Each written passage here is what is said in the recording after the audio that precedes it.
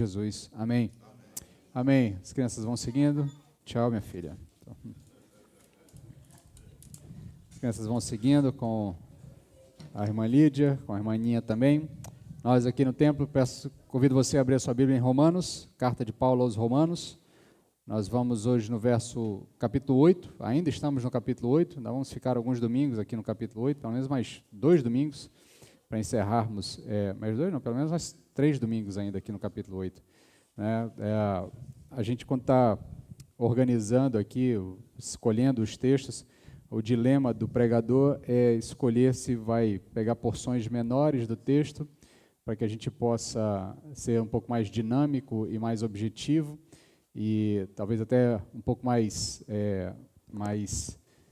simples no que vai apresentar, ou pega porções maiores do texto, para que a gente possa, de fato, compreender o contexto todo, tudo aquilo que o autor está falando ao longo de um texto maior. E o capítulo 8 me deixou bastante nesse dilema, né? Eu já havia optado por pegar porções maiores, para que a gente pudesse ter uma visão mais completa do que o apóstolo Paulo está falando, ao invés de fatiar os textos em porções menores, né?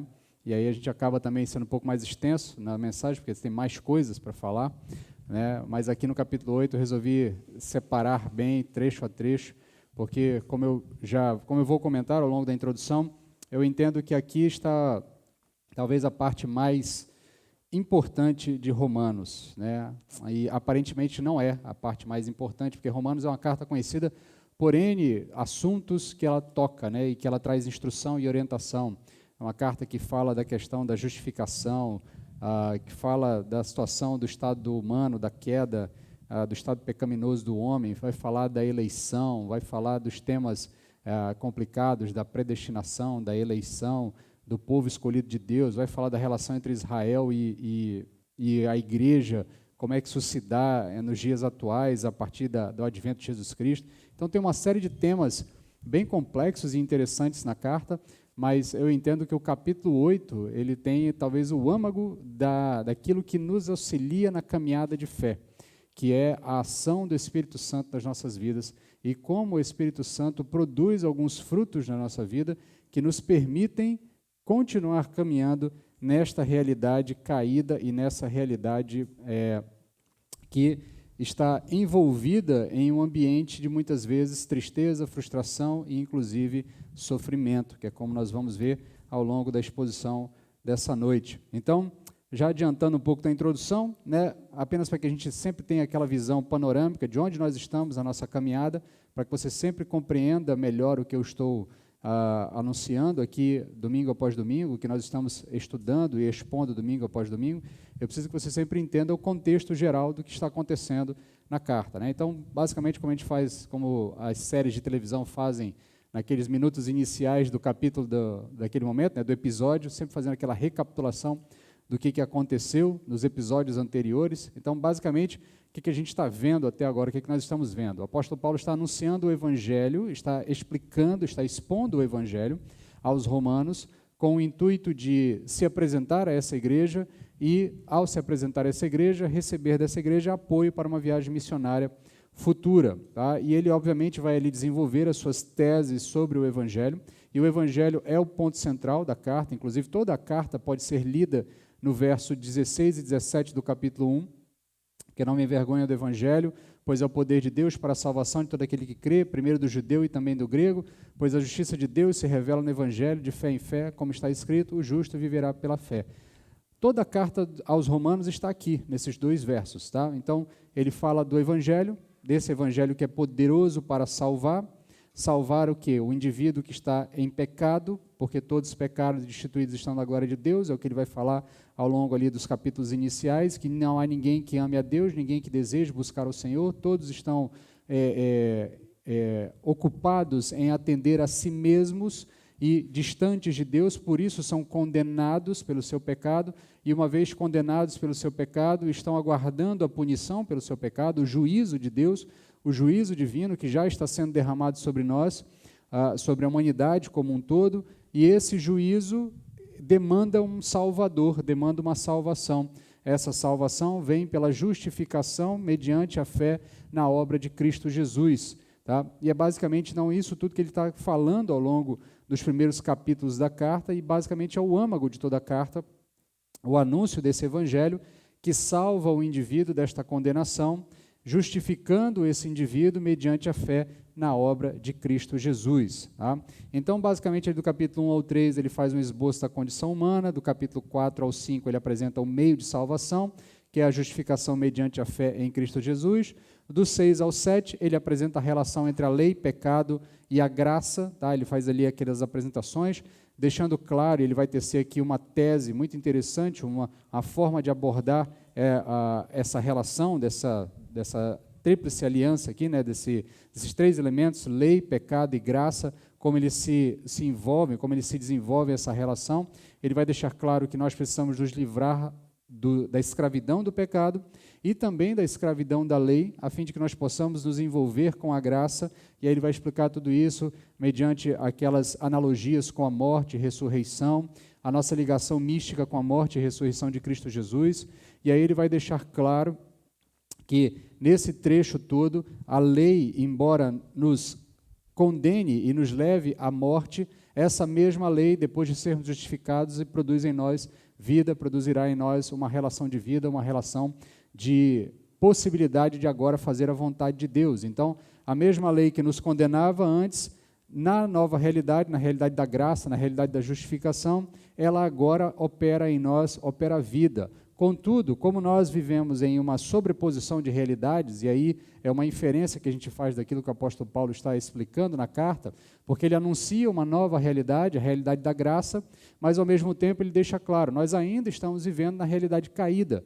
caminhando em direção à realidade da graça. Então há uma sobreposição de realidades.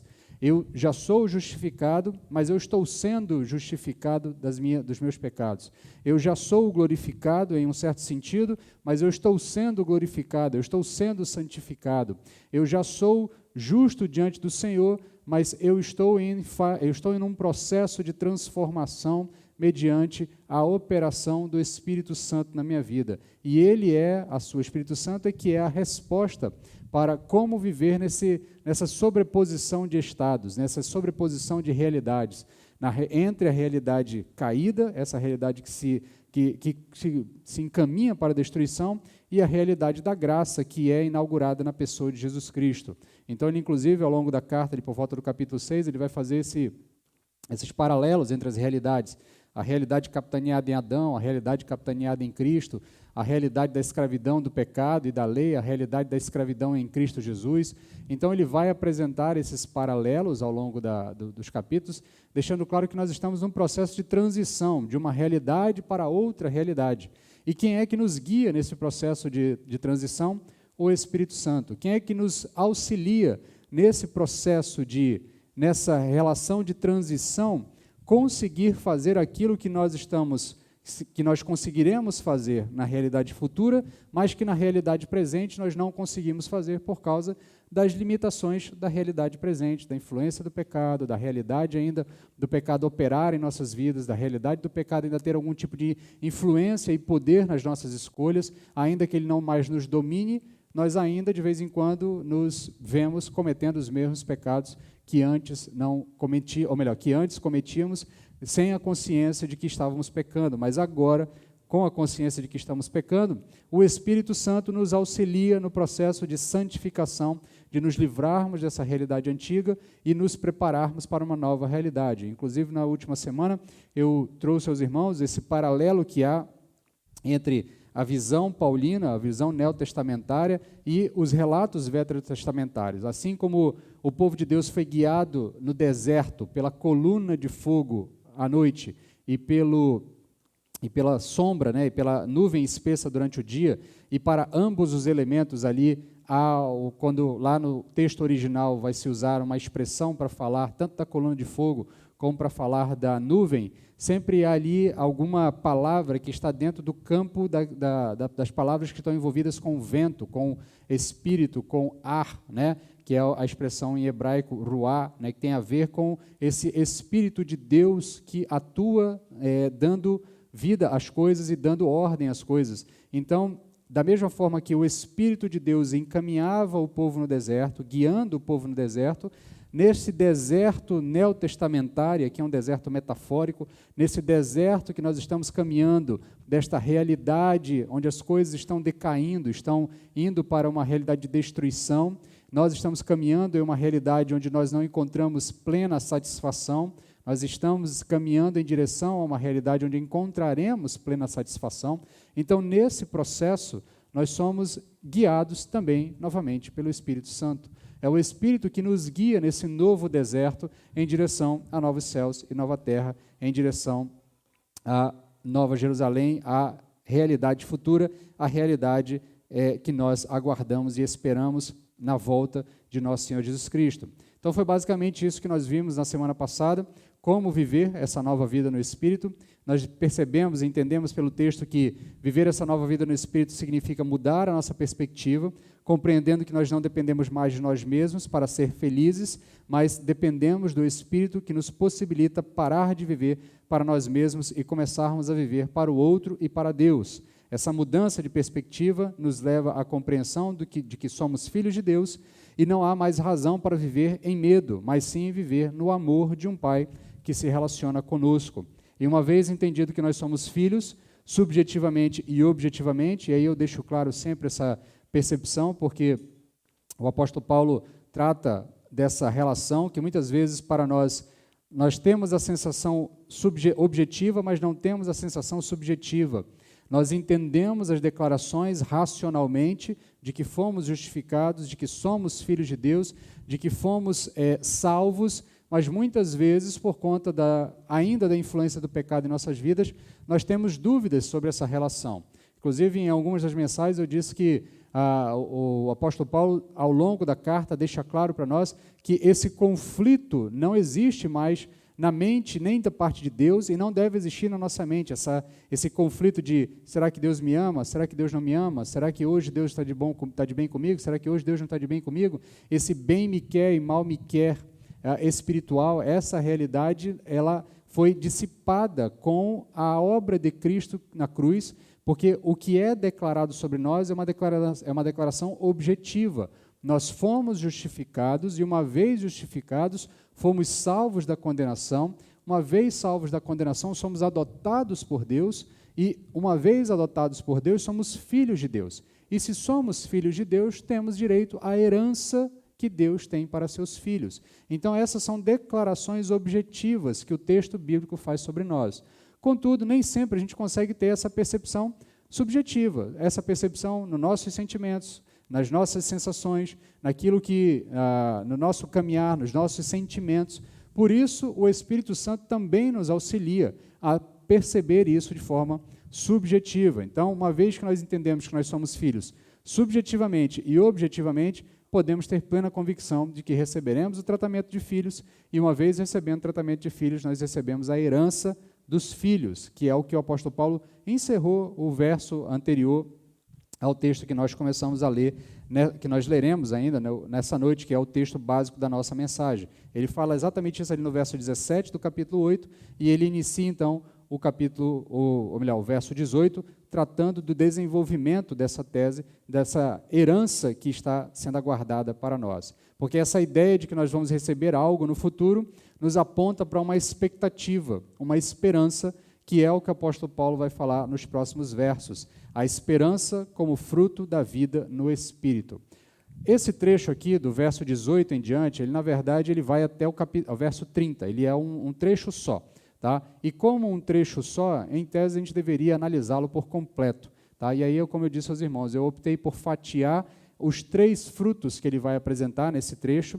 Ele vai falar da esperança, ele vai falar da intercessão do Espírito em nosso favor e vai falar da eleição lá no último trecho, lá no finalzinho. Tá? Então, esses 3 frutos do Espírito em nossas vidas, eu vou separá-los em mensagens separadas. Nós vamos tratar hoje da esperança, domingo que vem trataremos da intercessão e no domingo seguinte da eleição. Tá?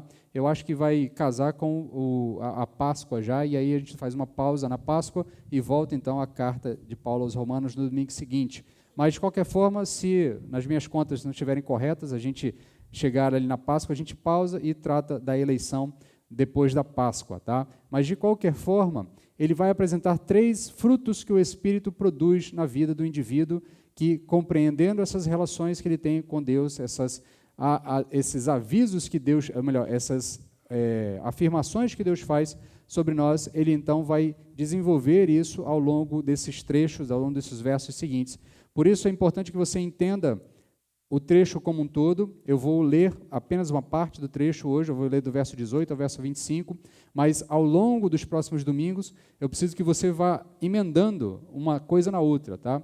Porque o que ele vai falar de eleição lá na frente tem a ver com a esperança que ele está falando agora. O que ele vai falar de intercessão no domingo que vem tem a ver com a esperança que ele está falando agora.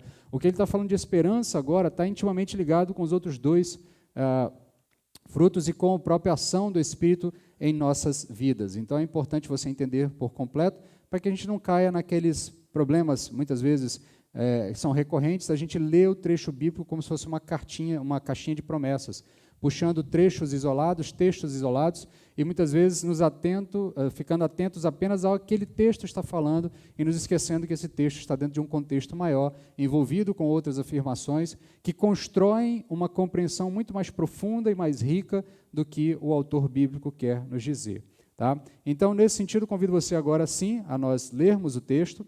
Quero ler com você do verso 18 ao verso 25, tá? Mas antes eu quero ler o verso 11, tá? Quando nós trabalhamos o trecho lá no verso 11, né, eu deixei claro que o apóstolo Paulo, de vez em quando, ele faz esses processos de idas e vindas no texto, né? Ele faz o anúncio do tema, e aí, alguns versos depois, ele expõe o tema com mais profundidade. E na semana passada eu chamei a atenção dos irmãos que o que ele trabalhou no trecho passado, ele havia anunciado no verso 10, e agora a mesma coisa no verso 11, ele anuncia o que ele vai tratar do verso 18 até o verso 30, na verdade, tá? Então o verso 11 serve de paradigma para o trecho do verso 18 ao 25, o trecho também dos versos seguintes até o verso 30. Então, acompanhamos a leitura, eu vou ler primeiramente o verso 11 e depois nós leremos do verso 18 em diante. E se o Espírito daquele que ressuscitou Jesus Cristo dentre os mortos habita em vós, aquele que ressuscitou Cristo Jesus dentre os mortos há de dar vida também aos vossos corpos mortais, pelo seu Espírito que em vós habita. Verso 18, então. Considero que os sofrimentos do presente não se podem comparar com a glória que será revelada em nós, pois a criação aguarda ansiosamente a revelação dos filhos de Deus, porque a criação ficou sujeita à inutilidade, não por sua vontade, mas por causa daquele que a sujeitou, na esperança que também a própria criação seja liberta do cativeiro, da degeneração, para a liberdade da glória dos filhos de Deus. Pois sabemos que toda a criação geme e agoniza até agora, como se sofresse dores de parto. E não somente ela, mas também nós, que temos os primeiros frutos do Espírito, também gememos em nosso íntimo, aguardando ansiosamente nossa adoção, a redenção do nosso corpo, porque fomos salvos na esperança. Mas a esperança que se vê não é esperança, pois como alguém espera o que está vendo? Mas se esperamos o que não vemos, com paciência o aguardamos. Senhor, traz a nossa atenção para a Tua palavra, aquieta o nosso íntimo, o nosso entendimento, nossa mente, para que possamos, de fato, compreender o que o Senhor deseja falar conosco. É o que te pedimos, em nome de Jesus. Amém. Amém. Então, meus queridos, como eu já estava dizendo, o apóstolo Paulo, então, ele vai agora falar do fruto do Espírito, um fruto do Espírito, não o fruto lá de Gálatas, mas um tipo de frutificação que o Espírito produz em nossas vidas, no sentido de nos preparar para essa realidade de transição entre uma realidade caída e uma realidade que está sendo implantada por Jesus Cristo e que em algum momento será totalmente implantada. Então, como eu já havia citado anteriormente, eu entendo que esse é um trecho que é crucial na carta, ele é importantíssimo para nós entendermos, porque ainda que os outros textos sejam bastante famosos, né, a parte em que o apóstolo Paulo vai falar sobre, inclusive nós vamos ver nas próximas mensagens, né, a parte que ele fala sobre a eleição, os elementos que ele vai associar de uma eleição desde a eternidade, uma predestinação dos salvos, essa discussão toda que se tem em cima dos textos de Romanos, entre calvinistas e arminianos, entre um braço da cristandade e outro braço da cristandade, sobre como essa realidade se dá, as discussões sobre a relação entre Israel e igreja, a igreja substitui Israel, não substitui Israel, Israel ainda é o povo de Deus, Israel não é o povo de Deus.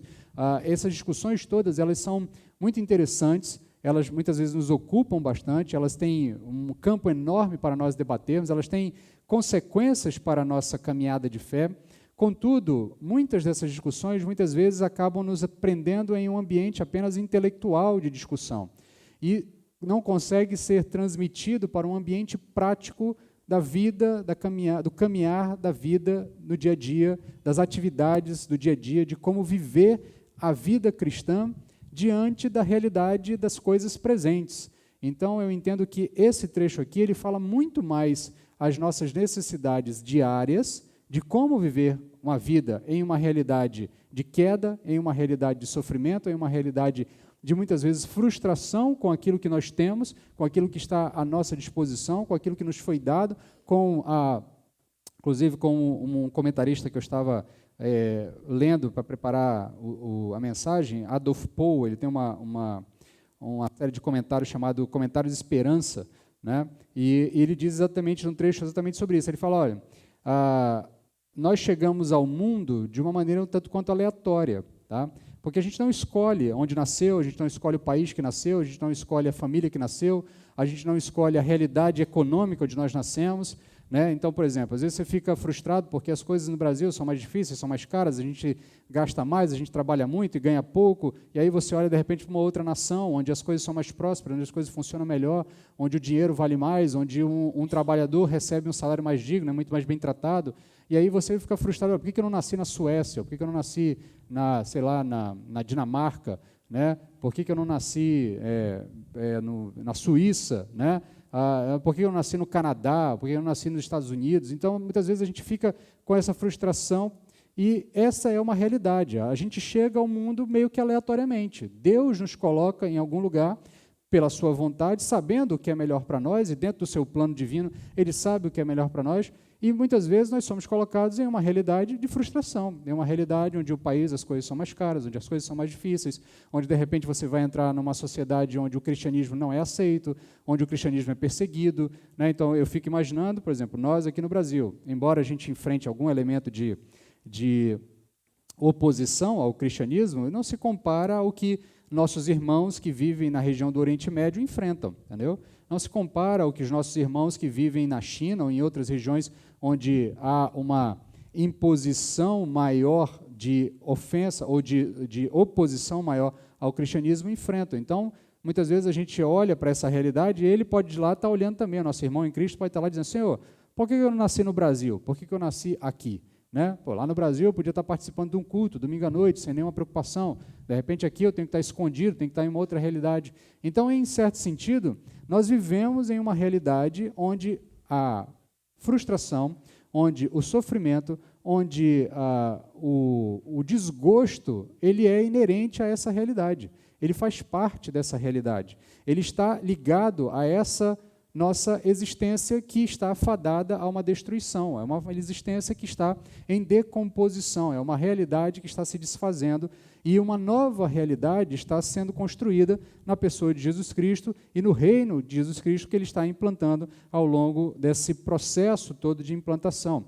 Então, muitas vezes a gente foca na carta aos Romanos e fica pensando apenas nos elementos mais complexos dela e nos esquece que a carta tem soluções para o seu dilema diário, o seu dilema do dia a dia. E se o texto bíblico não resolver o seu dilema do dia a dia, a gente vai acabar subindo numa torre de marfim, como muitos teólogos dizem, e vai ficar discutindo os sexos dos anjos, ou vai ficar discutindo quantos anjos cabem na cabeça de uma agulha, e isso não vai produzir efeitos práticos para nós. E se não produzir efeitos práticos para nós, pouco valerá o evangelho para a sua vida.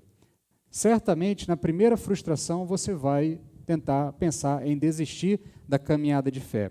Então, por isso, eu entendo que esse trecho em específico aqui, do capítulo 8, do início do capítulo 8 até o final dele, ele é, talvez, e aí são aquelas coisas que eu não gosto de ficar forçando essas coincidências, né, como se Paulo tivesse escrevido uma carta de 16 capítulos e escolhido exatamente o capítulo do meio para falar daquilo que eu entendo que é o mais importante, né? O 8º capítulo, como se fosse o centro da carta e que toda a carta gravitasse ao redor dele, né? Eu não gosto de forçar o texto a essas coisas, até porque essas divisões de capítulos, elas não foram feitas pelo apóstolo, elas foram feitas posteriormente, então não faz o menor sentido eu fazer esse tipo de afirmação. Mas eu acho muito interessante o fato de que todos os outros temas que o apóstolo Paulo trata, que eu entendo que são periféricos, mas não porque são de menor importância, mas porque eles gravitam ao redor dessa realidade que ele trabalha aqui, no capítulo 8, de que somos acompanhados pelo Espírito Santo nesse processo de migrarmos de uma realidade caída para uma realidade contemplada, uma realidade completa, uma realidade de satisfação. É somente o Espírito Santo que pode nos auxiliar nesse processo de transição de uma realidade para outra. E somente pela ação dele nas nossas vidas e pelos frutos que ele vai produzir na nossa vida é que nós vamos conseguir caminhar em uma realidade, nessa transição de uma realidade para outra. Tá? Então, nesse trecho, o apóstolo Paulo fala daquilo que, de fato, permite que nós continuemos caminhando nessa realidade caída, do que nos faz suportar o tempo presente sem surtar diante das aparentes incongruências da vida humana, diante do fato de repente, você trabalhar e não conseguir prosperar na vida, do fato de, muitas vezes, você fazer tudo certo, mas, de repente, vir alguém que faz errado e conseguir êxito e você não conseguir êxito, do fato de, muitas vezes, a crueldade humana atingir você, seja pela negligência de um indivíduo que atravessa a rua com o carro sem considerar o sinal e atropela você, ou bate no seu carro e causa um acidente, e com isso você morre, ou você, de repente, perde os movimentos do corpo, ou tem alguma sequela pior, ou ainda pela maldade do homem, que em algum momento pode atentar contra a sua vida, seja por uma questão patrimonial, seja por uma questão ideológica, seja por uma questão simplesmente de loucura. Tá? Então, dentro dessa realidade, onde essas coisas são possíveis, se a gente não tiver aquilo que o Espírito Santo cria em nós, que é essa esperança de uma realidade que está sendo construída e que nos é garantida, nos é garantido chegar lá, a gente vai surtar diante das incongruências do dia a dia, diante das incongruências do fato de que nem sempre as coisas vão dar certo para a gente, nem sempre o melhor de Deus vai acontecer nesta realidade, porque o melhor de Deus não foi prometido para essa realidade. E esse é um ponto que a gente precisa entender, e é com isso que o apóstolo Paulo inicia esse trecho. Ele vai falar exatamente sobre isso. Ele diz, olha, lá no verso 18, considero que os sofrimentos do presente não podem se comparar com a glória que será revelada em nós. Então o apóstolo Paulo já começa fazendo algum tipo de contraste, deixando claro, olha, existe um sofrimento presente, existe um sofrimento do tempo presente. Agora você precisa botar esse sofrimento do tempo presente em uma espécie de balança. E você precisa comparar isso com alguma coisa. Porque senão, se você apenas olhar para o sofrimento do tempo presente, você vai se frustrar. Você vai entrar num processo de frustração para com Deus e de frustração para com essa caminhada de fé, porque, de fato, o deserto é longo. Tá? Esse deserto que nós estamos caminhando, ele é longo, ele não é um deserto de 1 dia, 2 dias ou 3 dias. O povo de Israel passou 40 anos perambulando pelo deserto e perambulando muitas vezes em círculo, porque Deus assim o quis, porque era necessário.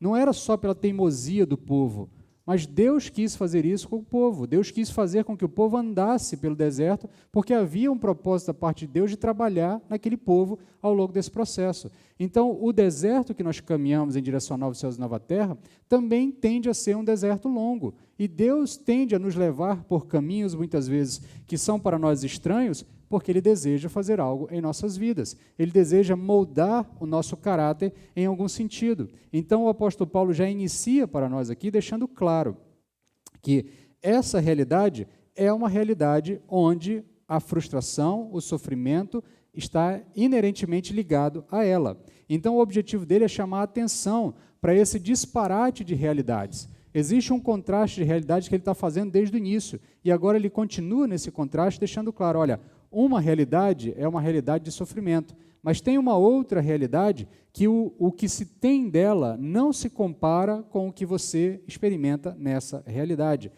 E, em algum sentido, isso nunca foi escondido da cristandade como um todo. Jesus Cristo mesmo deixou claro aos seus discípulos, João, capítulo 16, verso 33, ele vai dizer, olha, no mundo vocês vão ter aflições, tá? Mas tem de bom ânimo, porque eu venci o mundo. Mas o fato é que nunca nos foi prometido uma caminhada tranquila.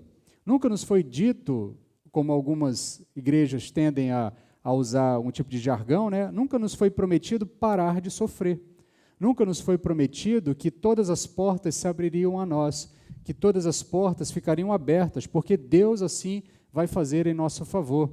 Ainda que Ele caminhe conosco, de vez em quando uma porta vai se fechar e uma janela não vai se abrir, a porta vai continuar fechada e a gente não vai conseguir passar. A gente vai ter que esperar o que Deus deseja fazer conosco, porque isso é inerente a essa realidade. Então, o apóstolo Paulo deixa claro, e algumas lições nós podemos aprender. Nós vivemos em uma realidade caída, portanto, nós estamos sujeitos ao sofrimento. Por mais que isso soe estranho ou até mesmo perturbador, não há garantia nenhuma de que você tenha uma vida livre do sofrimento. Não há nenhuma garantia de que nesta caminhada de fé todos os seus problemas serão resolvidos. Porque, na verdade, o Evangelho resolve o problema da sua vida. Ele não resolve os problemas da sua vida.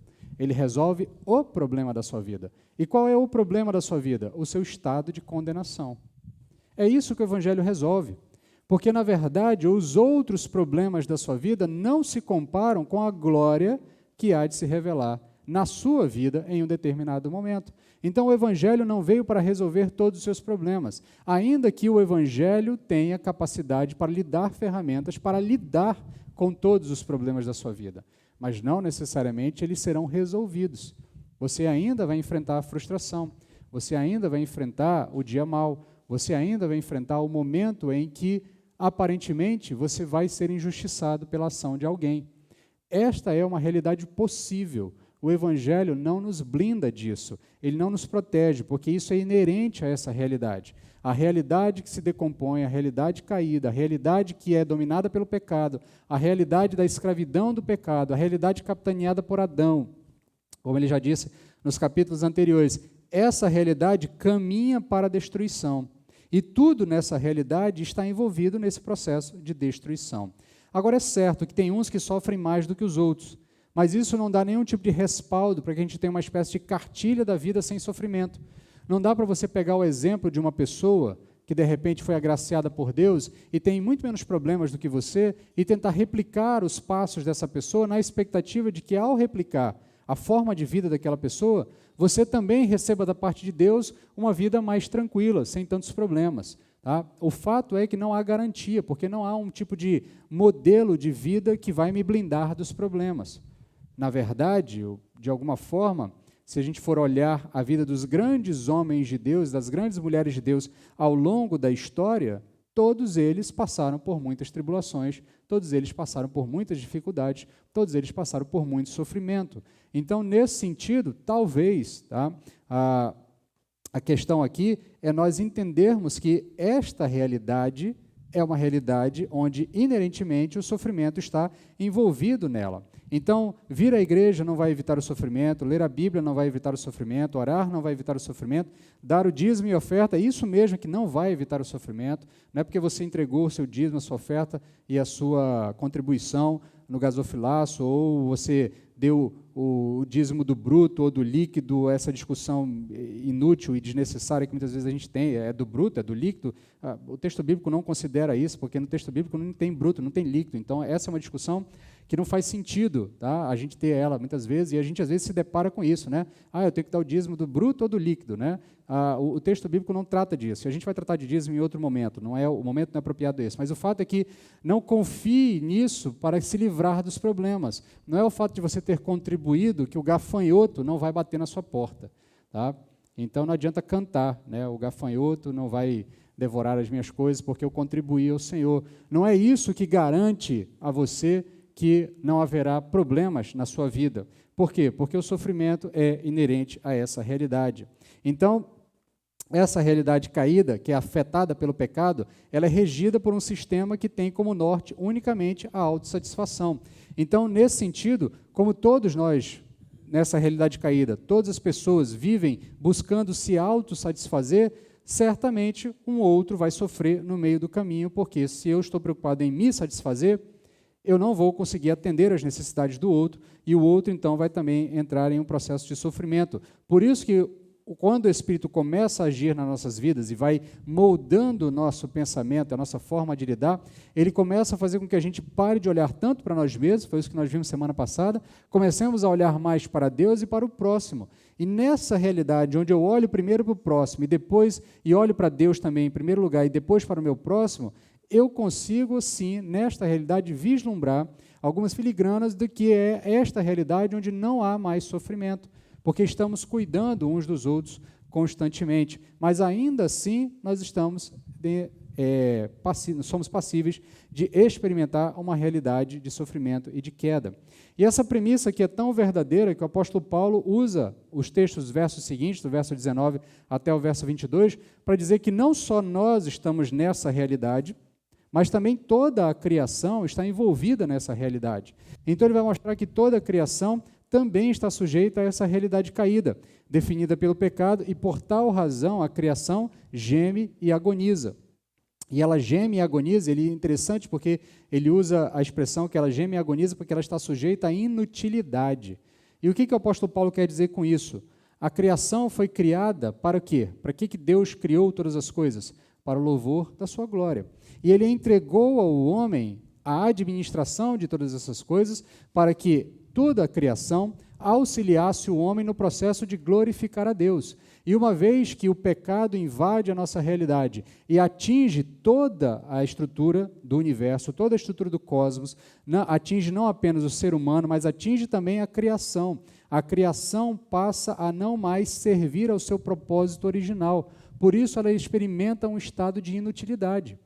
A criação não consegue fazer aquilo para o qual ela foi criada por completo, porque há algo que a prende, há algo que a cativa, há algo que a sujeita, não pela sua vontade, mas pela vontade de quem a sujeitou, que é o que ele diz. E quem é que a sujeitou? O pecado.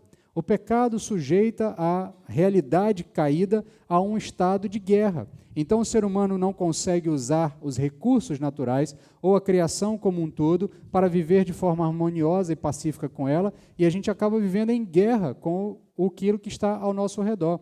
Aquilo que foi criado para nos auxiliar a glorificar a Deus, e ao administrar essas coisas nós conseguimos produzir cada vez mais coisas para a glória de Deus, quando nós agora estamos em guerra com isso. Nós vivemos em guerra com a natureza, com a criação como um todo. Nós tentamos domar as coisas que são mais fortes do que nós. Nós tentamos mudar o curso do rio, nós mudamos o leito das marés, nós tentamos mudar a estrutura que está ao nosso redor para atender às nossas necessidades, e nós fazemos isso na base da força. Por quê? Porque nós não estamos em harmonia com o que está ao nosso redor. E por que não estamos em harmonia? Porque o pecado sujeita a realidade a um estado de queda. Então nós vivemos em uma guerra sem fim contra o planeta em que nós vivemos, tentando domar as forças da natureza a fim de viabilizar o conforto para nós mesmos. Por que a gente mexe no leito do rio e mexe na estrutura do rio? Para gerar eletricidade, para que a gente tenha ar-condicionado, para que a gente tenha televisão, para que a gente tenha internet, para que a gente tenha micro-ondas, para que a gente tenha uma série de confortos. E é óbvio que eu não estou dizendo que essas coisas são pecaminosas, tá? Mas eu tenho plena convicção de que se o pecado não tivesse entrado na história da humanidade, certamente nós teríamos produzido tudo isso e muito mais sem essa necessidade de viver em guerra com a criação como um todo, de domar a criação através de processos que muitas vezes causam degradação à própria criação, destroem a própria criação, ao invés de estruturá-la e de dar a ela uma condição para que ela possa se desenvolver e nós também possamos desenvolver. Então eu tenho plena convicção de que se o pecado não tivesse entrado na nossa realidade, nós produziríamos tudo isso e muito mais sem esse estado de beligerância. Contudo, por causa do pecado, o que o próprio Deus diz, o Deus fala a Adão lá, olha, agora a terra não vai mais contribuir para o seu alimento. Você vai precisar lutar com ela. Você vai precisar arar a terra, você vai precisar dar ordem nela, você vai precisar corrigir o pH do solo para que você possa plantar e possa ter alimento. porque agora é com o suor do teu rosto que você vai tirar alimento da terra. O que dá a entender é que antes isso seria um processo natural, seria um processo harmônico, um processo que não demandaria de nós algum tipo de esforço, algum tipo de cansaço, algum tipo de estresse. Mas por causa do pecado, nós entramos nessa realidade. E a criação como um todo está capturada por essa realidade. Então, a criação experimenta esse estado de inutilidade. E aí, aqui, em algum sentido, que o apóstolo Paulo não explica muito bem, porque ele denota a criação uma espécie de entidade, como se a criação fosse uma entidade com mentalidade própria, com pensamento próprio aqui. Ele diz que a criação aguarda pela revelação dos filhos da luz. E o que isso quer dizer? E por que ela espera? E para que ela espera? Para que ela possa finalmente cumprir o seu propósito, para que ela possa finalmente ser útil. Porque por isso a criação aguarda que os filhos da luz se manifestem, que os filhos de Deus se manifestem, que os salvos do Senhor se manifestem, que aqueles a quem Deus amou e chamou para si e justificou de seus pecados se manifestem, porque à medida que esses indivíduos se manifestarem e se manifestarem por completo em toda a sua glória, na glorificação final, finalmente então a criação vai poder viver em harmonia com este indivíduo justificado, esse indivíduo glorificado, que não vai mais abusar da criação, mas vai usar a criação para o seu propósito original, para a glória de Deus. Então, nesse sentido, a criação, e aqui o apóstolo trata como se ela fosse uma espécie de entidade com vontade própria, né? E aqui eu entendo que é uma liberdade poética do autor bíblico, de nos fazer entender que, de fato, há uma expectativa de todo o cosmos de atingir o seu propósito original, qual seja, a glória de Deus. E ele só vai conseguir fazer isso no momento em que os filhos de Deus se manifestarem por completo, em toda a sua glória, justificados, glorificados e santificados por completo. Então, nesse sentido, esse é o propósito da criação, nos auxiliar nos processos de glorificar a Deus. Então, quando os filhos de Deus se revelarem, a criação de Deus poderá finalmente experimentar o seu propósito definitivo. Logo, ela deixará de ser inútil, ela deixará de experimentar esse estado de inutilidade. Mas essa realidade é fadada ao sofrimento. Então, por que nós suportamos elas? Por que nós continuamos caminhando nessa realidade? Por que nós suportamos ela? Por que tanto a criação também suporta ela? Porque a glória que será revelada em nós não se compara com o sofrimento dessa realidade. Aí nos leva à segunda lição que o apóstolo Paulo nos traz nesse texto, que é: o sofrimento que nós passamos não se compara com o que nos espera. Então, é certo que nós sofremos, mas também é certo que nos é garantido, que o que nos é garantido é incomparável ao sofrimento pelo qual nós podemos passar. Então, Paulo vai enfatizar que tem algo que nos aguarda e que o Espírito de Deus revela isso a nós. Ele revela sobre essa realidade futura. E é basicamente o que nós vimos na semana passada, toda essa realidade de viver não mais para nós mesmos, mas viver para a glória de Deus, viver para o bem do meu próximo, viver em favor do outro, assim como Cristo viveu em favor de Deus, em favor da glória de Deus e em favor do próximo. Então, em certo sentido, o que Paulo está querendo dizer para a gente aqui é: você está sofrendo, meu querido, tudo bem, chore, lamente, mas não se abata. Não se entristeça a ponto de você não ter mais motivação para caminhar. Por quê? Porque o que te espera é incomparável ao que você está passando.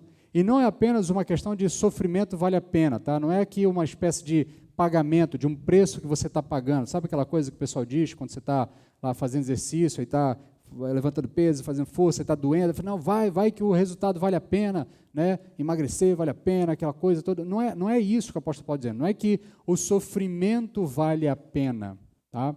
O que ele está dizendo é que o sofrimento que você experimenta nessa realidade, porque é inerente a essa realidade, não se compara ao que você experimentará depois. Então, o que ele está dizendo é que a sua perspectiva deve estar no que vem depois, não no que está agora.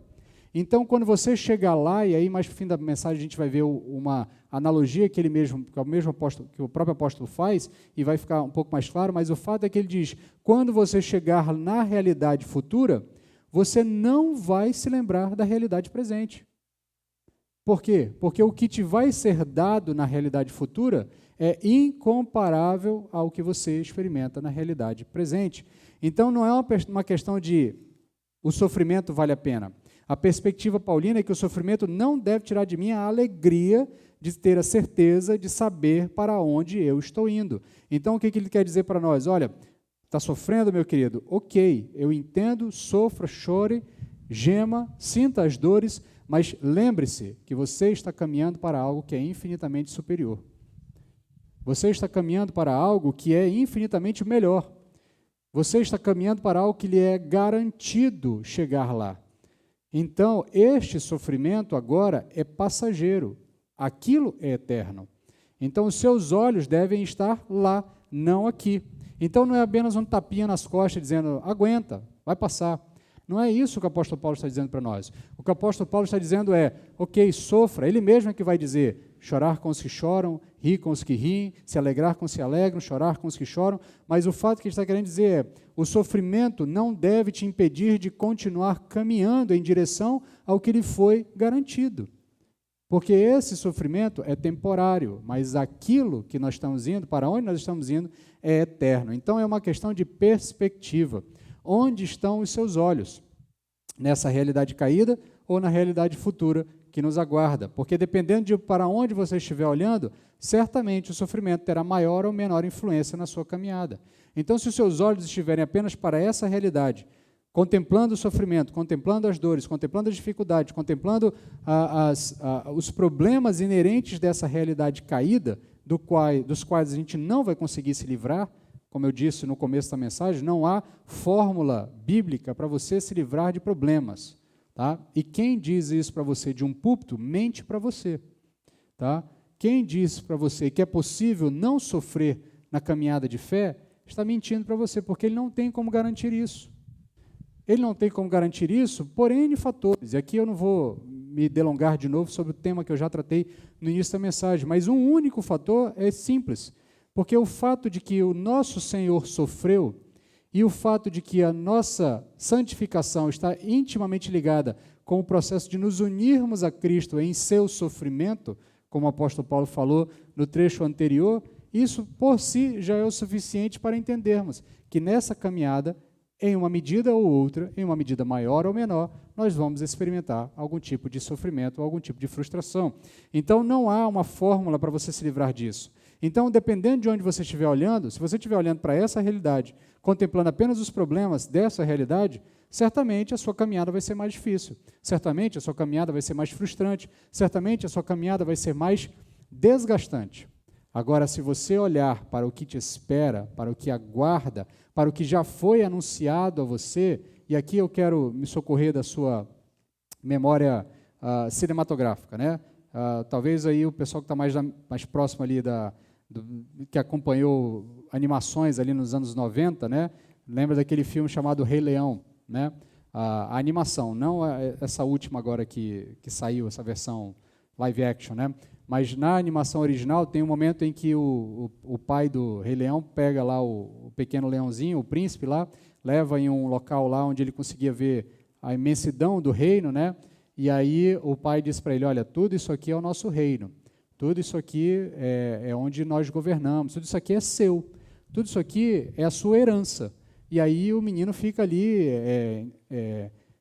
embasbacado com aquilo tudo, né? Ele fica ali alegre com aquilo tudo, ele vai dizer, nossa, tudo isso é meu, tudo isso é minha herança, tudo isso é o meu reino, tudo isso é... Ele fala assim, quando você for rei, tudo isso vai ser seu. E é basicamente o que o apóstolo Paulo faz conosco aqui, quando ele descortina para nós a realidade futura e ele diz, olha, você é filho de Deus, sua é a herança, sua é a glorificação, sua é a justificação, sua é a santificação, seu é o estado eterno sem nenhum tipo de dor ou sofrimento. Então ele está dizendo, tudo isso é seu.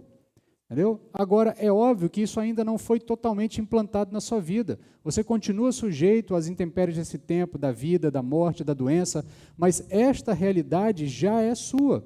Então, na medida em que o personagem do desenho animado faz lá, com o pequeno leão, descortinando para ele a sua herança, é isso que o apóstolo Paulo está dizendo, olha, se nós somos filhos, Nós somos co-herdeiros com Cristo. Então, a herança de Cristo, esse reino eterno, perfeito, onde não haverá sofrimento, onde não haverá dor, isso é nosso, é seu.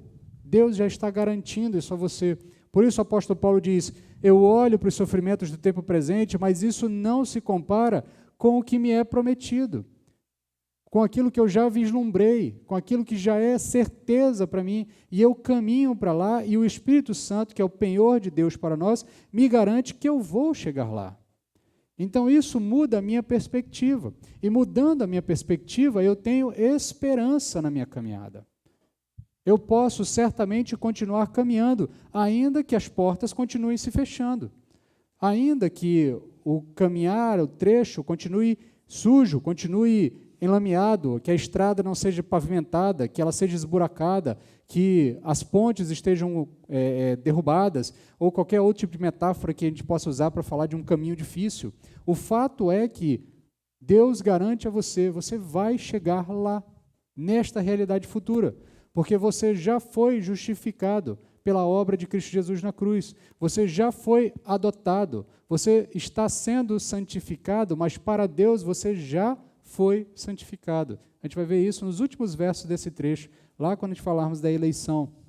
Então, o ponto aqui, por isso eu chamei a atenção dos irmãos, que está tudo emendado uma coisa na outra, mas o ponto aqui é que você precisa entender que esta realidade, ela não tem o poder de lhe frustrar a ponto de inibir a sua caminhada. Então, nada disso pode tirar o nosso foco de para onde nós estamos indo. E para onde nós estamos indo? Nós estamos indo para a redenção de nossos corpos, para a realidade futura. Aquilo que aconteceu com Cristo acontecerá conosco. O corpo glorificado que foi dado a Cristo na sua ressurreição será dado a nós na nossa ressurreição. Porque sim, meu querido, nós ressuscitaremos.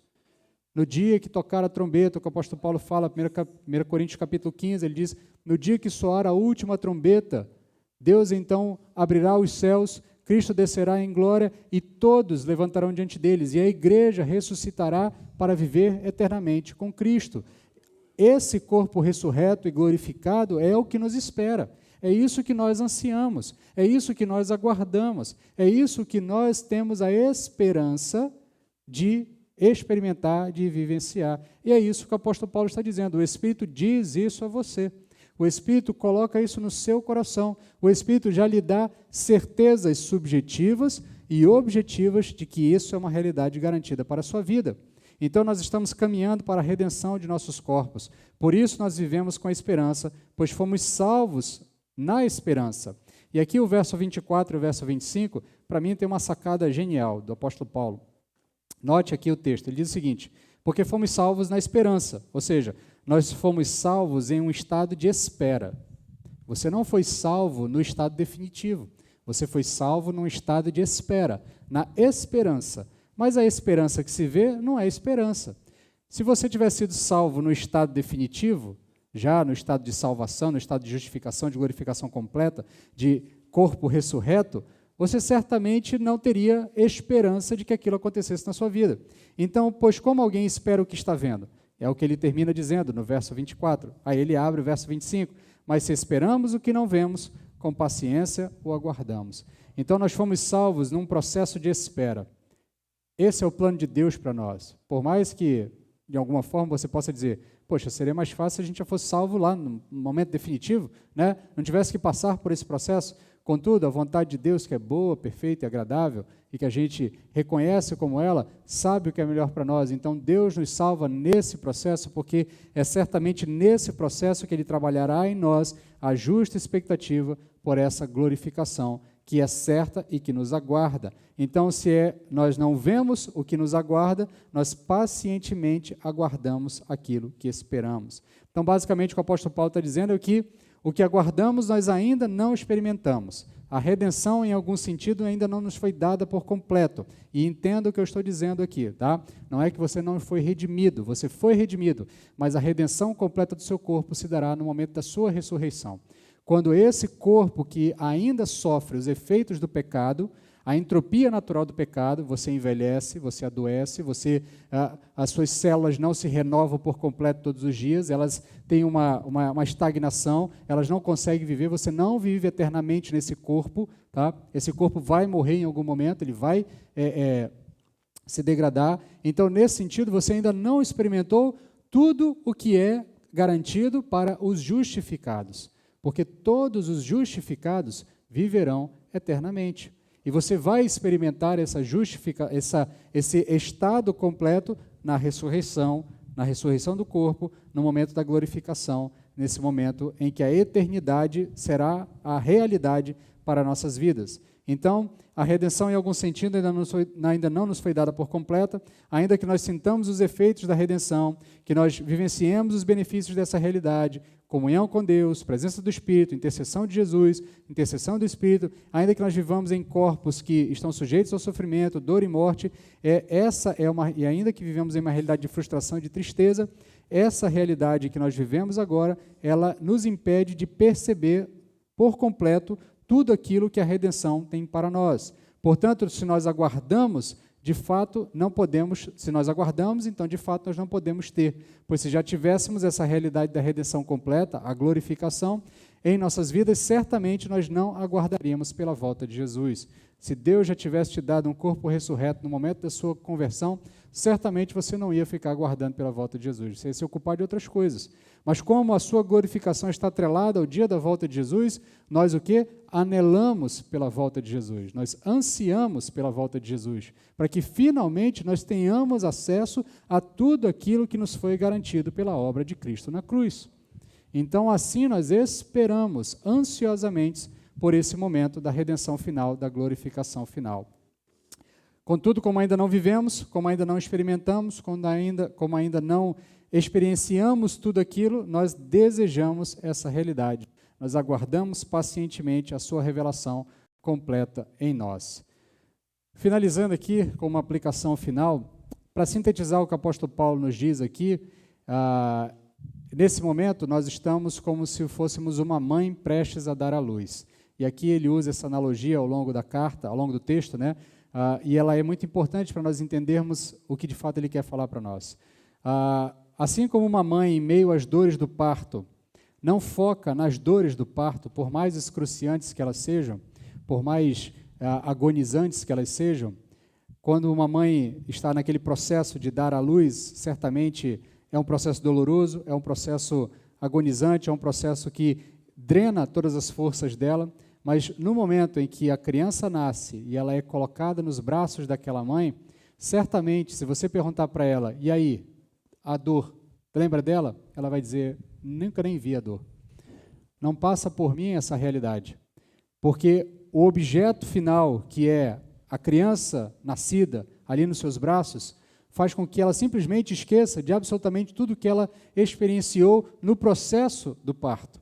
Então é isso que o apóstolo Paulo está querendo dizer, assim como uma mãe sente as dores do parto, mas quando o parto acontece, a criança nasce e ela é colocada nos seus braços, tudo aquilo passa e é incomparável as sensações e as realidades entre uma realidade e outra, assim somos nós aguardando pela glorificação de nossos corpos. Ainda que nós soframos nessa realidade, quando a glorificação chegar até nós, quando a ressurreição de nossos corpos acontecer, quando nós de fato recebermos aquilo que Cristo preparou para nós, nós olharemos para essa realidade caída e diremos, isso aqui era nada perto do que nós temos agora.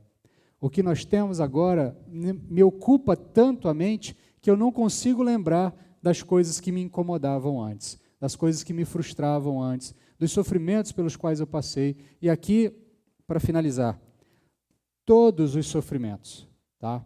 Todos os sofrimentos. E é óbvio, eu não consigo definir ou não consigo ser totalmente empático com todo tipo de sofrimento que todas as pessoas possam passar. Existem sofrimentos que você pode dizer que são toleráveis, existem sofrimentos que aos nossos olhos são intoleráveis, são impossíveis de você suportar aquilo. Mas o que o texto bíblico nos diz é que, inclusive, esses sofrimentos, que aos nossos olhos são impossíveis de suportar, são intoleráveis de se experienciar, esses também não se comparam com a glória que há de se revelar em nós. com a glória que há de se revelar em nós no momento da ressurreição de nossos corpos, à semelhança de Cristo Jesus. Então, meus queridos, esse é o primeiro fruto do Espírito em nossas vidas. Esse é o primeiro fruto que o Espírito Santo produz em nossos corações para que nós possamos desenvolver essa caminhada de fé, a esperança. E é nessa esperança que nós aguardamos novos céus e nova terra. Que Deus aplique aos nossos corações a sua palavra. Quero convidar você a baixar a sua cabeça agora para nós